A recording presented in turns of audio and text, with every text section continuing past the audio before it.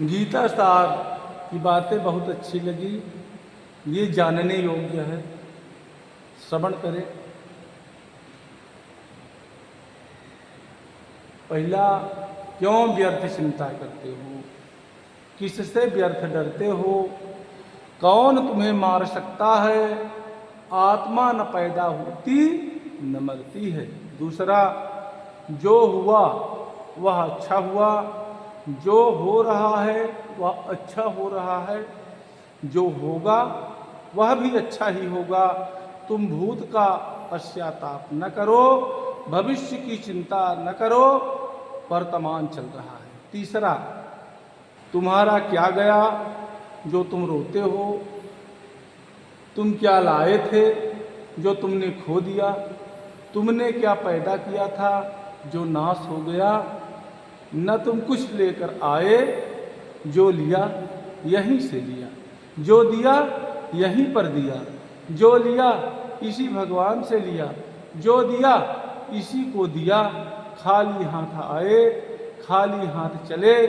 जो आज तुम्हारा है कल किसी और का था, परसों किसी और का होगा। तुम इसे अपना समझकर मग्न हो रहे हो, बस यही प्रसन्नता तुम्हारे दुखों का कारण है। चौथा, परिवर्तन संसार का नियम है। जिसे तुम मृत्यु समझते हो वही जीवन है।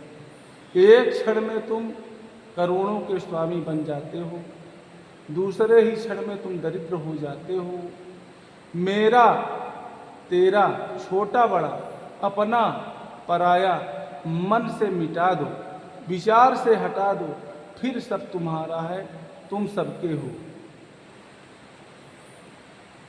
पश्चिमी बात, न यह शरीर तुम्हारा है न तुम शरीर के हो। यह अग्नि, जल, वायु, पृथ्वी, आकाश से बना है और इसी में मिल जाएगा, परंतु आत्मा स्थिर है। फिर तुम क्या हो।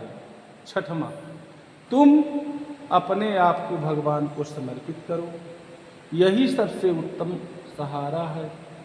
जो इनके सहारे को जानता है वह भय चिंता शोक से सर्वदा मुक्त है।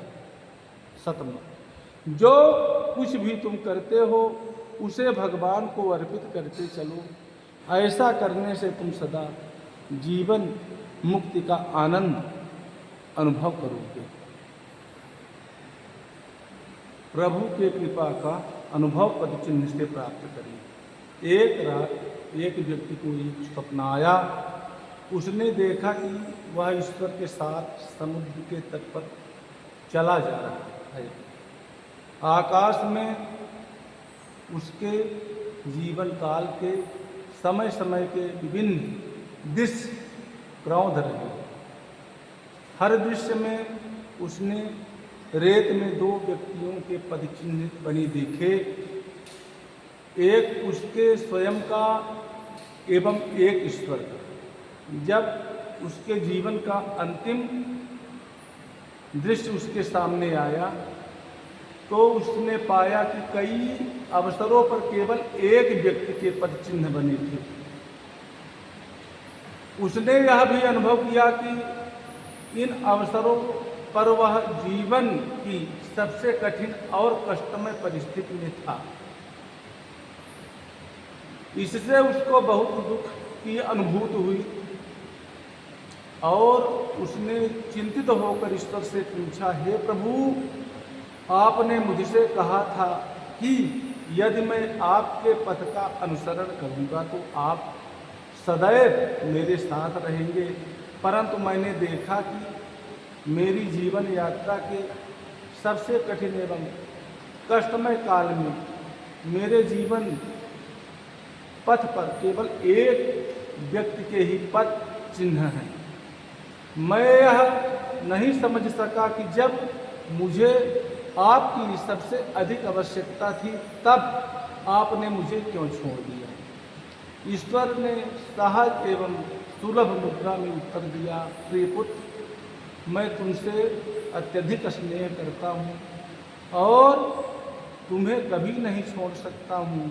तुम्हारी परीक्षा एवं पीड़ा की घड़ी में तुमने जो एक व्यक्ति के पद चिन्ह देखे वो मेरे ही थे, क्योंकि उस समय मैंने तुम्हें गोद में ले रखा था।